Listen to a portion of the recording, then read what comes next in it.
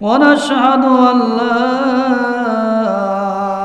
إله إلا الله وحده لا شريك له ونشهد أن سيدنا ومولانا محمدا عبده ورسوله صلى الله عليه وعلى آله وأصحابه الذين اتبعوه واقتدوا به قولا وفعلا وعدلا وإحسانا أما بعد فقد قال الله تعالى ولا تقتلوا أولادكم خشية إملاق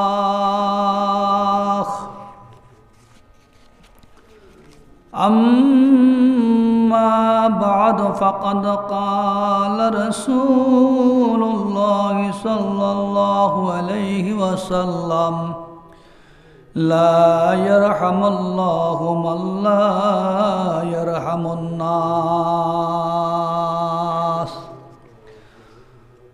وقال رسول الله صلى الله عليه وسلم المؤمنون كرجل واحد إن استكى عينه استكى كله وإن استكى رأسه استكى كله أو كما قال النبي عليه الصلاة والسلام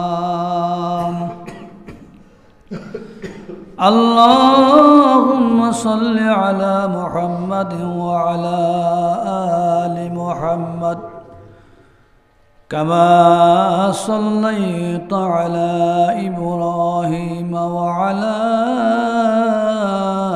آل إبراهيم إنك حميد مجيد সম্মানিত মোহতরম শ্রদ্ধাজলাস মুরব্বিন এজাম আসসালামু আলাইকুম ওয়া রাহমাতুল্লাহি ওয়া বারাকাতুহু। শরত মহান রব্বুল আলামিনের পবিত্র দরবারে হাজার লাখ শুকর জ্ঞাপন করছি যে আল্লাহ রব্বুল আলামিন আমাদেরকে দুনিয়ার সকল জামিলা মুক্ত করে সকল প্রকারের কর্মব্যস্ততা পরিহার করে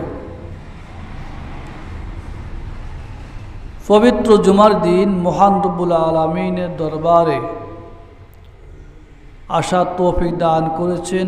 এই জন্য আমরা সকলে অন্তরস্থল থেকে প্রভুর দরবারে শুকরিয়া জ্ঞাপন করে আলহামদুলিল্লাহ। দরুদ ও সালাম প্রেরণ করেছি মানবতার বিশ্ব নবী মুহাম্মদ রাসূলুল্লাহ সাল্লাল্লাহু আলাইহি ওয়াসাল্লাম উপর, যিনাকে আল্লাহ রাব্বুল আলামিন আমাদের জন্য একজন পথ প্রদর্শক হিসাবে পৃথিবীতে প্রেরণ করেছেন,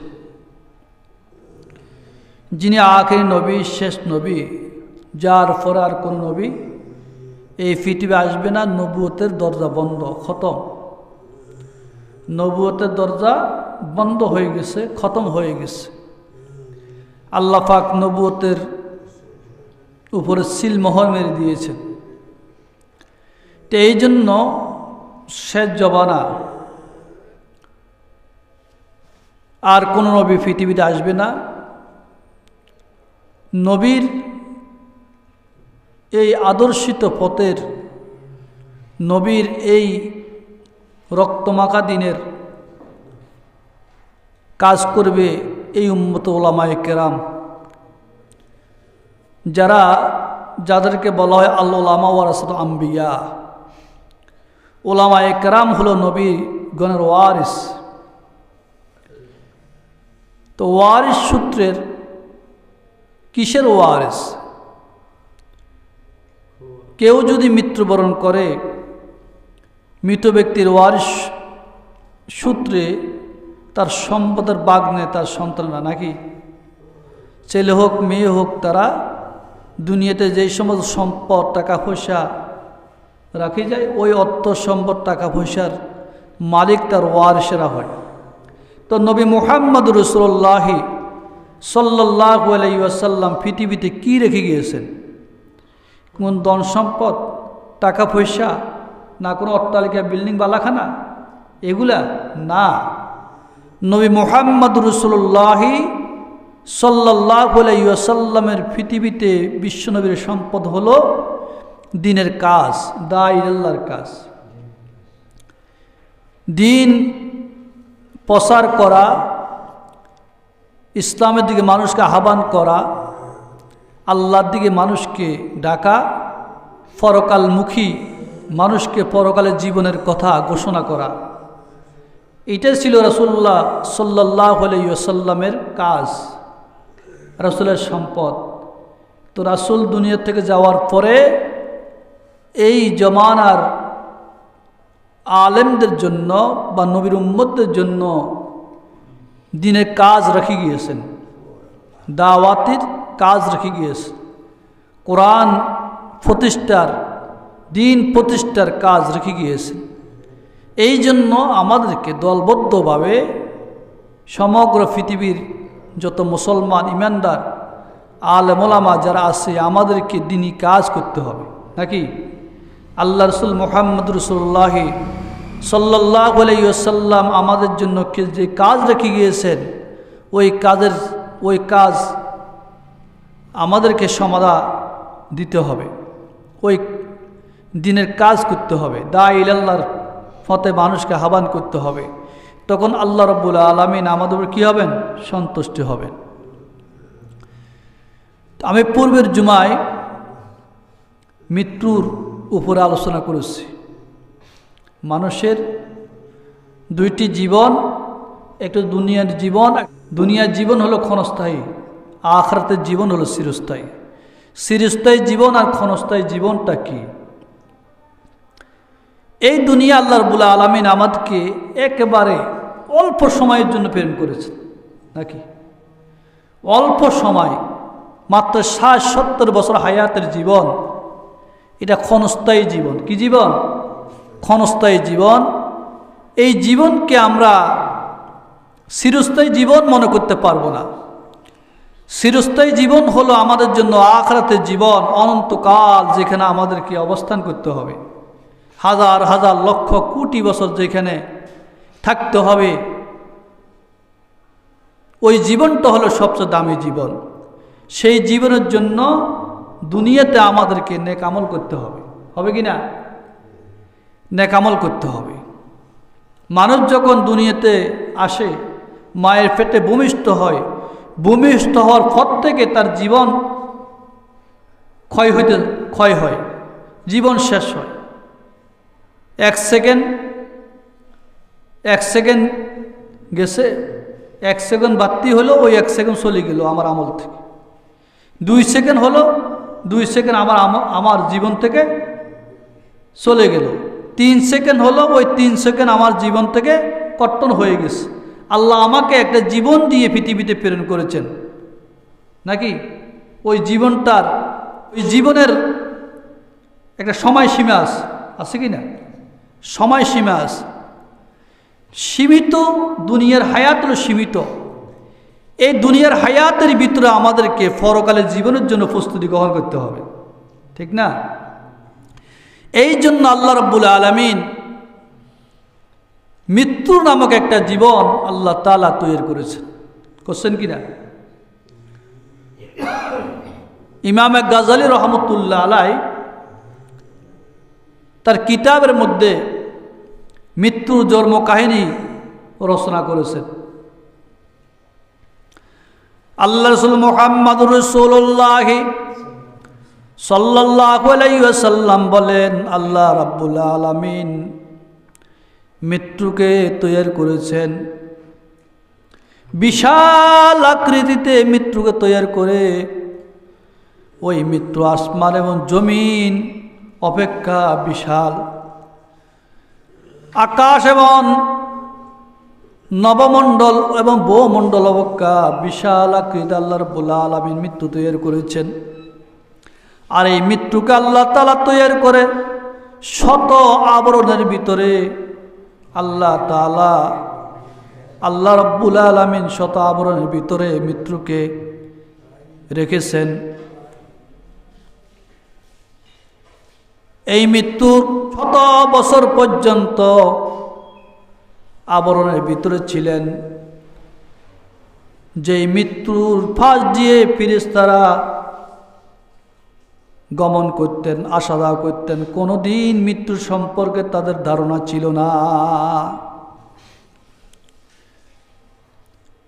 মৃত্যু বিশাল আকৃতিতে আল্লাহ তাআলা এই মৃত্যুকে সৃজন করে, মৃত্যুকে তৈরি করে আল্লাহ তাআলা শত আবরণের ভিতরে মৃত্যুকে গোপন করে রেখেছেন। কিন্তু কেউ মৃত্যুর সম্পর্কে কারো ধারণা ছিল না।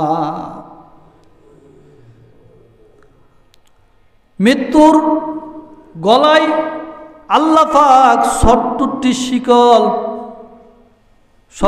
শিকল পরিধান করালেন। এক এক শিকল 1000 বছরের দূরত্ব, আর এক এক শিকলের মাথাতে 70 জন করে ফেরেশতা নিয়োজিত আছে। এত বিশাল মৃত্যু, এত বিশাল। প্রত্যেকটি শিকলের মধ্যে 70 জন করে ফেরেশতা, আর এক একটা শিকলের দূরত্ব হলো 1000 বছর। আল্লাহ রাব্বুল আলামিন মৃত্যুকে তৈরি করার পরে, আর এই মৃত্যুকে যখন আল্লাহ রাব্বুল আলামিন শত আবরণের ভিতরে গোপন করে গেছেন, মৃত্যুর পাশ দিয়ে ফেরেশতারা আসা যাওয়া করতেন, কোনো দিন মৃত্যুকে দেখে নাই। কিন্তু আল্লাহ রাব্বুল আলামিন যখন হযরত আদম আলাইহিস সালাতু ওয়াস সালামকে তৈরি করলেন, তৈরি করে জিবরিল আল্লাহ তাআলা হযরত আজরাইল আলাইহিস সালাতু ওয়াস সালামকে তৈরি করলেন। আজরাইলকে আল্লাহ বললেন, হে আজরাইল, মৃত্যু নামে একটা জীবন আমি আল্লাহ তৈরি করেছি, জীবের মৃত্যুকে নেওয়ার জন্য, বাইর করার জন্য আমি তোমাকে নিযুক্ত করলাম। হযরত আজরাইল আলাইহিস সালাতু বললেন, রব্বুল আলামিন, মৃত্যু আবার কি? মৃত্যুর সম্পর্ক তো আমরা জানি না। তো আল্লাহ রাব্বুল আলামিন সমস্ত ফেরেশতাদের সামনে মৃত্যুকে সদাবরণ থেকে উন্মুক্ত করলেন, আর মৃত্যুকে বললেন, তোমার ফাঁকা বিস্তার করে ফেরেশতাদের উপরে উঠতে থাকো। এই মৃত্যু বিশাল আকৃতিতে ভয়ঙ্কর পরিস্থিতি, ভয়ঙ্কর অবস্থায় ফেরেশতাদের উপরে ফাঁকা বিস্তার করতে শুরু করলেন। ফেরেশতারা মৃত্যুর ভয়ঙ্কর পরিস্থিতি দেখে বেহুশ হয়ে গেলেন। 1000 বছর পর্যন্ত বেহুশ ছিলেন। 1000 বছর পরে তাদের চেতন হলো। বলল, রব্বুল আলামিন, এত বিশাল মৃত্যু, এই মৃত্যু তো আমরা কখনো দেখি নাই, কিন্তু এই মৃত্যু অপেক্ষা আপনি কত বিশাল। আল্লাহ রাব্বুল আলামিন বললেন, যে আজরাইল শোনো, মৃত্যু তো আমার সৃষ্টি, আমার সৃষ্ট জীব, আমি সৃজন করেছি। আমি মৃত্যু অপেক্ষা বিশাল, বহুত বড় আমার ক্ষমতা, আমি ছোট না।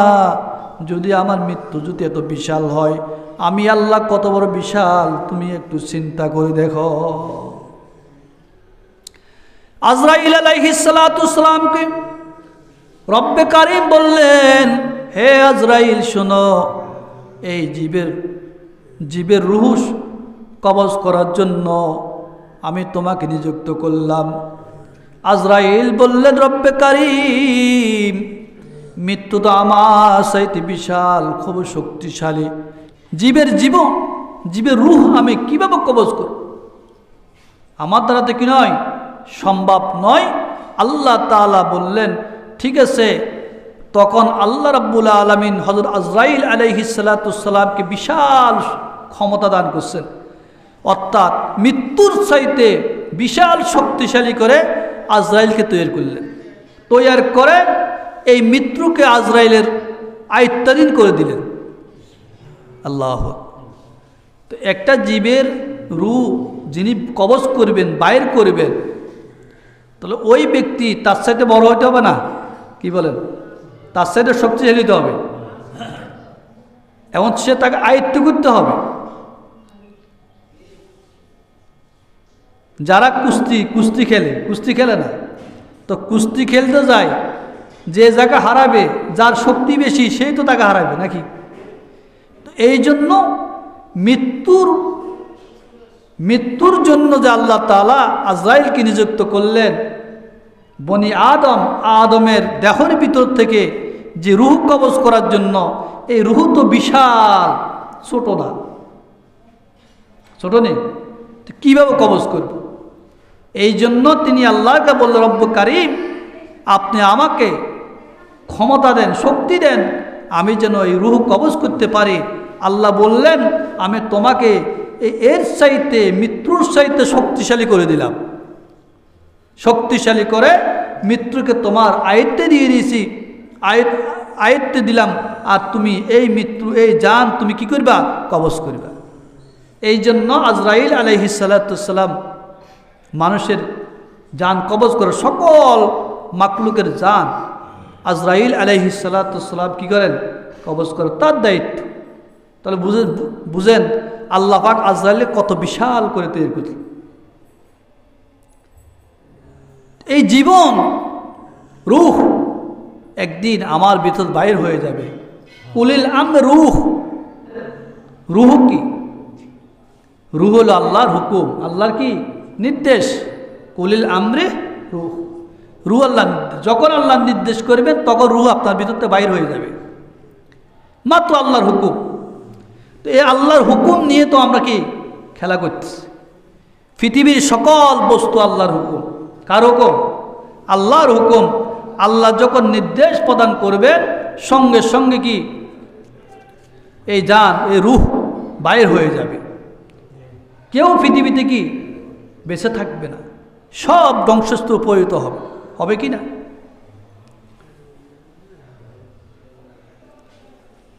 আল্লাহ রাসূল মুহাম্মদ রাসূলুল্লাহ সাল্লাল্লাহু আলাইহি ওয়াসাল্লাম বলেন, আল্লাহ রাব্বুল আলামিন এই মৃত্যুকে যখন জীবের ভিতরে প্রবেশ করাইলেন, আর জীবের রূহ যখন তার ভিতর থেকে বাইর হবে, বিশাল রূপ ধারণ করে, মূর্তির রূপ ধারণ করে ওই মৃত ব্যক্তির সামনে আসে বললে, শোনো, আমি তোমার রূহ, আমি তোমার মৃত্যু, আমি তোমাকে দুনিয়া থেকে শেষ করে দিব।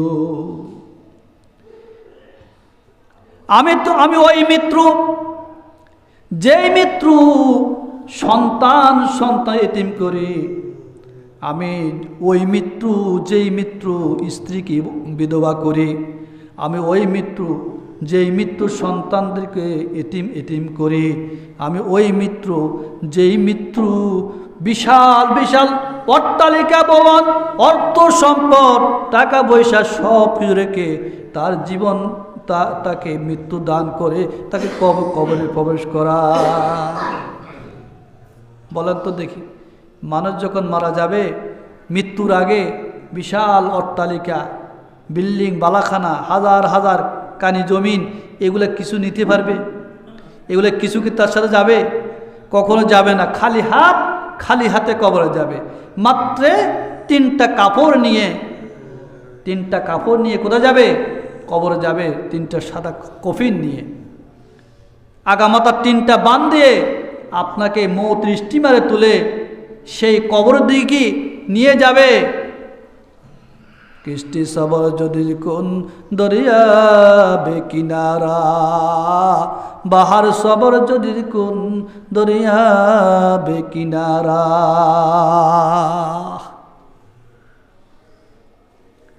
যখন মানুষ মৃত্যুবরণ করবে, মৃত্যুবরণ করার সাথে সাথে কাফন দাফন করে, গায়ে গোসল দিয়ে, আতর গোলাপ সুগন্ধি লাগায় আখে নামাজ যায়, নামাজ পড়ে তাকে কবরের দিকে খাটিয়াত করে কবরে নিয়ে যাবে কি না? তখন আপনার অট্টালিকা, টাকা পয়সা, ধন সম্পদ কিছুই, সব দুনিয়াতে কিছু আপনার বন্ধু হবে না, থাকবে। আজকে দুনিয়াতে বন্ধু আছে না? সম্পদ বন্ধু, টাকা বন্ধু, জমিন বন্ধু। বন্ধু কি না? জমিন বন্ধু। জমিন আপনাকে জীবিকার ব্যবস্থা করে, অর্থ সম্পদ, টাকা পয়সা আপনাকে বিভিন্ন জায়গায় সাহায্য করে, হেল্প করে। আর টাকা পয়সা দিয়ে বড় বড় অট্টালিকা, বিল্ডিং, বালাখারা তৈরি করে, সেইখানে এসি লাগায় আরামসে আপনি ঘুমান কি না? কিন্তু আসলে কি এই ঘুম কি আপনার চিরস্থায়ী ঘুম? না না, চিরস্থায়ী ঘুম নয়। এগুলো আপনার মৃত্যুবরণ করার সাথে সাথে দুনিয়াতে থেকে যাবে, শেষ। এগুলো কিছুই আপনার সাথে কবরে যাবে না। খালি হাত নিয়ে কবরে যাবেন। তো খালি হাত নিয়ে যদি কবরে যান, সে কবরের সাথী কে হবে? বন্ধু কে হবে? আল্লাহ মুহাম্মদুর রাসূলুল্লাহ সাল্লাল্লাহু আলাইহি ওয়াসাল্লাম বলেন, তোমার কবরের সাথী হবে, বন্ধু হবে তোমার নেকামল। কি আমল? নেকামল, নামাজ, রোজা, হজ, যাকাত। যারা শরীয়ত মতো জীবন যাপন করে, আল্লাহর হুকুমকে আল্লাহর জমিনে বাস্তবায়ন করার জন্য চেষ্টা করে, যারা হক হালাল পন্থা অবলম্বন করে হালাল পথে চলে, ওই নেকামলগুলি তার সাথে তার কবরে যাবে, আর কিছুই যাবে না। যাবেনি? ইজা মাতাল ইনসান ইনকাতা আনহু আমালুহু ইল্লা মিন সালাসাতিন সাদাকাতিন জারিয়া। আর যদি আমি কোনো সদকায়ে জারিয়া, টাকা পয়সা যদি আল্লাহর রাস্তায় যদি দান করি, কোনো ইসলামী কাজে খরচ করি, ওই সম্পদ নেক হইয়া কিন্তু আমার বন্ধু হয়ে আমার সঙ্গে কোথায় যাবে? কবরে যাবে। কোরআনুল কারীম কবরে যাবে। মৃত্যুর পরে কোরআন থাকবে মানুষের মাথার ফাঁসে। যখন মুনকিরকে প্রশ্ন করবে, আযাবের ফেরেশতা আসবে, তাকে ওই কোরআন বাধা দিবে। দান, সদকা, খায়ের এগুলো আপনার পায়ের নিচে থাকবে। এরা মানুষের মতন আপনাকে ফাহারা দিবে, তুমি কে? বলে আমি তার বন্ধু। কি বন্ধু? দুনিয়াতে এমন বন্ধু দেখো নাই? সে সদকা, খায়ের, দান, দক্ষিণা বিভিন্ন জায়গায় বিভিন্ন ইসলামিক কাজে খরচ করছে। ওই বন্ধু হলাম আমি, তার দান দক্ষিণা। এইভাবে ডানে থাকবে, বামে থাকবে, মাথার উপরে থাকবে, পায়ের নিচে থাকবে নেকামলগুলা। আর ওই ব্যক্তিকে নেকামলগুলার সাহায্য করে জান্নাতে নিয়ে যাবে। আল্লাহ। এই জন্য আমাদেরকে মানুষের প্রতি কী করতে হবে? রহম করতে হবে, দয়া করতে হবে। সেটা একটা বড় নয়। বড় কি? দান। বড় আমার জন্য বড় একটা নেকামল। আমরা তো মানুষের প্রতি রহম করা শিখি নাই। আল্লাহ রাসূল বলছে, তুমি যদি একজন মানুষের প্রতি রহম করো, দয়া করো, আল্লাহ তোমার প্রতি রহম করে দয়া করবে। আল্লাহ তোমার প্রতি দয়া করবে, রহম করবে। আল্লাহ। রহম কি, দয়া কি? মানুষের প্রতি বিভিন্ন কাজে, সুখে দুঃখে তার প্রতি কি দয়া দেখান, দয়া চিত্রা। আল্লাহ রাসূল মুহাম্মদুর রাসূলুল্লাহ সাল্লাল্লাহু আলাইহি ওয়াসাল্লাম বলেন, লা ইয়ারহামুল্লাহু মান লা ইয়ারহামুন নাস। আল্লাহ রাব্বুল আলামিন ওই ব্যক্তির প্রতি রহম করেন না যে মানুষের প্রতি দয়া করে না। কি বলছেন? আল্লাহ রাসূল মুহাম্মদ রাসূলুল্লাহ সাল্লাল্লাহু আলাইহি ওয়াসাল্লাম বলেছেন, যে মানুষের প্রতি রহম করে না, আল্লাহ তার প্রতি রহম করে না, দয়া করে না। তো মানুষের প্রতি রহম কি? মানুষের উপকার করা। কি করা? উপকার করা, সৎ পথের দিকে মানুষকে আহ্বান করা, সৎ পথের দিকে ডাকা। একজন মুমিন আরেকজন মুমিনদের প্রতি সদয় হওয়া, একজন মুমিন আরেকজন মুমিনের প্রতি সাহায্যের হাত বাড়ানো, একজন মুমিন আরেকজন মুমিনকে নিজের একটা অঙ্গ মনে করা। আমরা এখানে যারা মুসলমান আছি, যারা মসজিদে আসলাম, আমরা মুসলমান না? মুমিন তো। আল্লাহ রাসূল বলছে, এই মুমিনগুলা একজন আরেকজনের উপরক, একজন আরেকজন অঙ্গ। কারণ একজন মুমিন মানে একে ব্যক্তির নেই। মুমিন, সকল মুমিন কিসের মতন? একে ব্যক্তির নেই। কেরকম? মানুষের হাত আছে কিনা? কথা বলবে, হাত আছে নেই? পাও আসেনি, জিব্বা আসেনি, মাথা আসেনি, নাই? আচ্ছা বলুন তো দেখি, আপনার চোখে যদি ব্যথা হয়, ওই ব্যথা কি শুধু চোখে লাগবে না সমস্ত অঙ্গে অঙ্গে লাগবে? আপনার এই চোখে যে ব্যথা হয়, ওই ব্যথাটা কি শুধু চোখে লাগবে, চোখে বোঝা যাবে না সমস্ত অঙ্গ ব্যথা বোঝা যাবে? যাবে না? একজন ব্যক্তির মাথা ব্যথা, কি ব্যথা? মাথা ব্যথা। তাহলে ওই মাথা ব্যথা, মাথা না ব্যথা হলো, হাতও তো ব্যথা হয় নাই, ফাঁয়ে তো ব্যথা হয় নাই, তাহলে এই ব্যথাটাকে পুরো অঙ্গে অঙ্গে অনুভব করবে না শুধু মাথায় অনুভব করবে? কথা বলেন, সমস্ত অঙ্গে করবে না? তো ব্যথা করে মাথায়, সমস্ত অঙ্গে অনুভব হয়, কারণটা কি? আল্লাহ মুহাম্মাদুর রাসূলুল্লাহ সাল্লাল্লাহু আলাইহি ওয়াসাল্লাম ফরমান, আল মুমিনুনা কারাজুলিন ওয়াহিদিন ইনস্তাকা আইনুহু ইস্তাকা কুল্লুহু ওয়া ইনস্তাকা রাসুহু ইস্তাকা কুল্লুহু। আল্লাহ মুহাম্মাদুর রাসূলুল্লাহ সাল্লাল্লাহু আলাইহি ওয়াসাল্লাম বলেন, প্রত্যেকটি মুমিন একই ব্যক্তির ন্যায়। কারাজুলিন ওয়াহিদ, প্রত্যেকটি মুমিন ইমানদার মুসলমান একই ব্যক্তির নেই। কিরকম?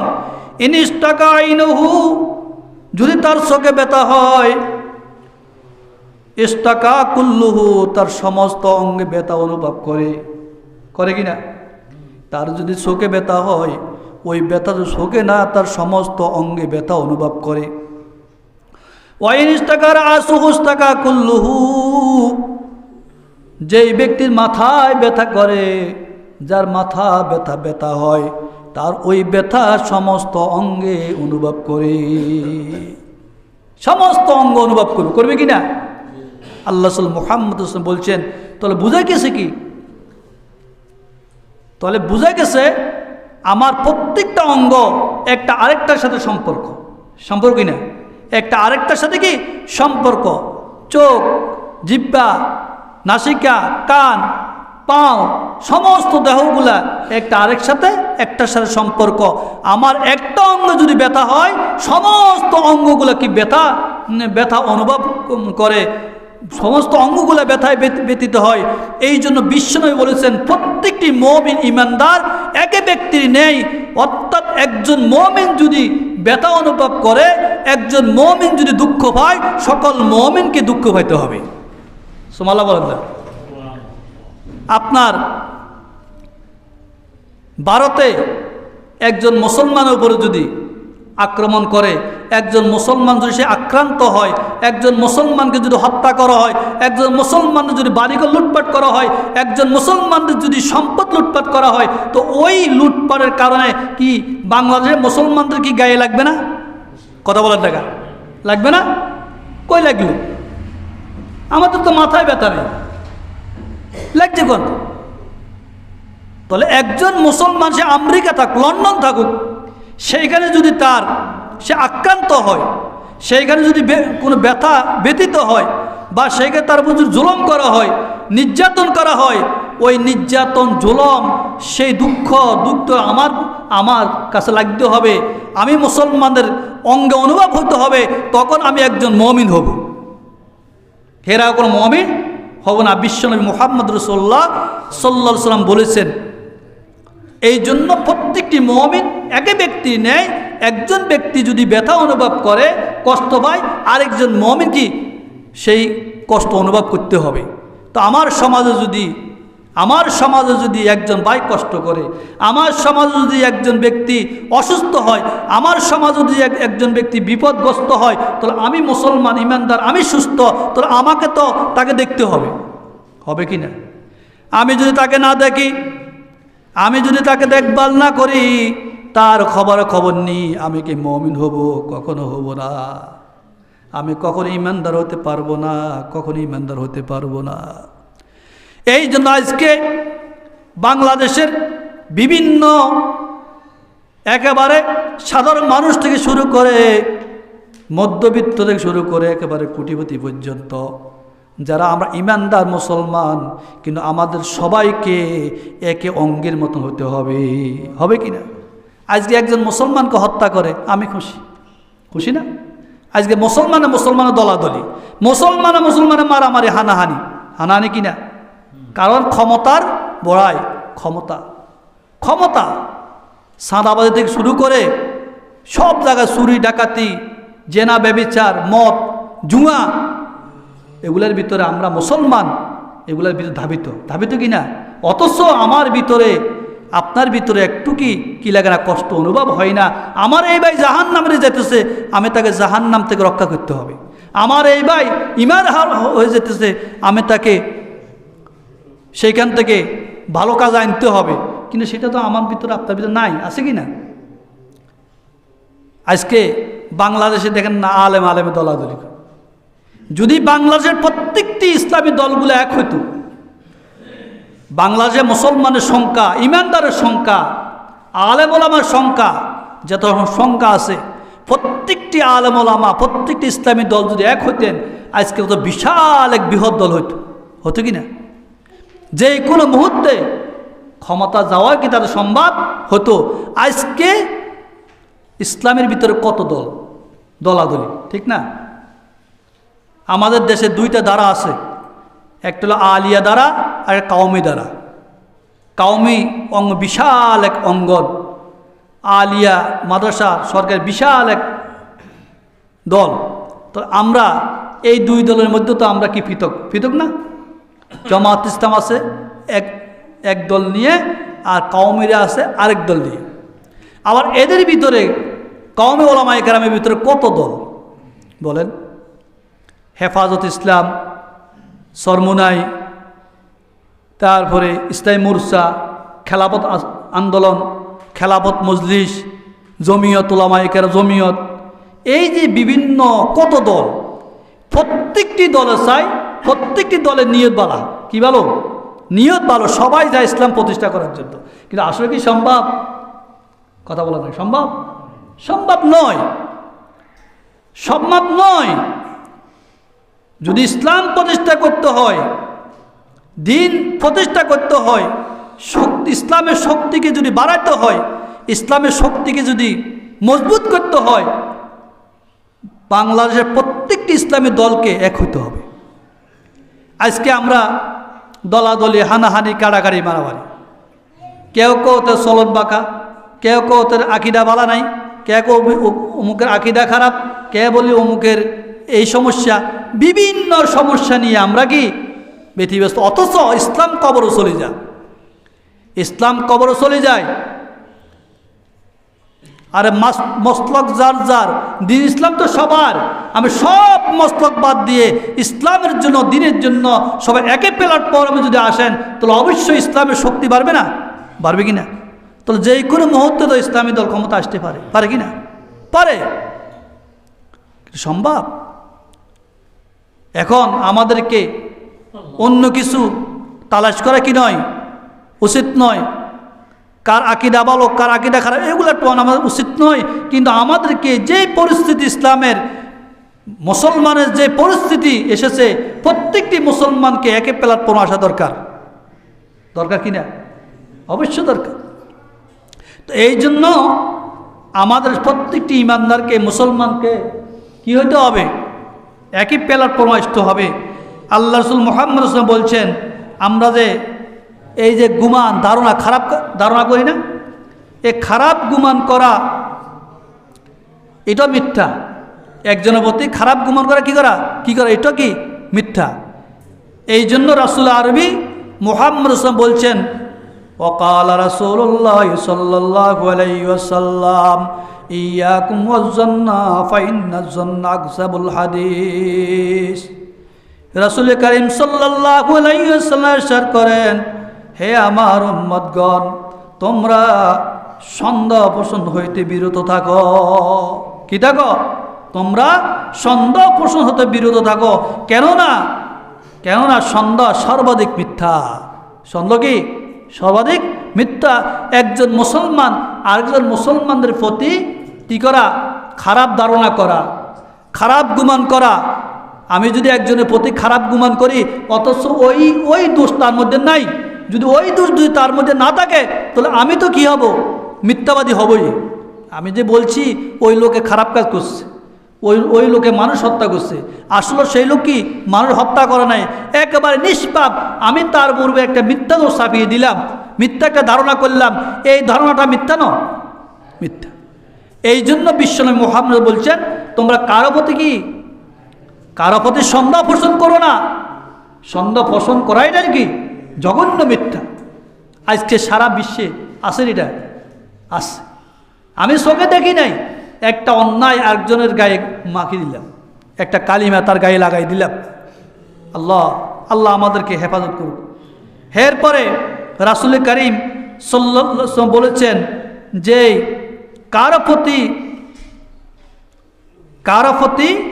কারো দোষ না ধরা, কি না ধরা, দোষ না ধরা, এবং কারো দোষ তালাশ না করা।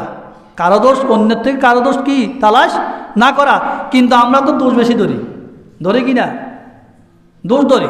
আর এই দোষ ধরাটা এলো, আর অন্যের দোষ তালাশ করি অপর ব্যক্তির কাছে বলাই সকলখুরি, কি সকলখুরি।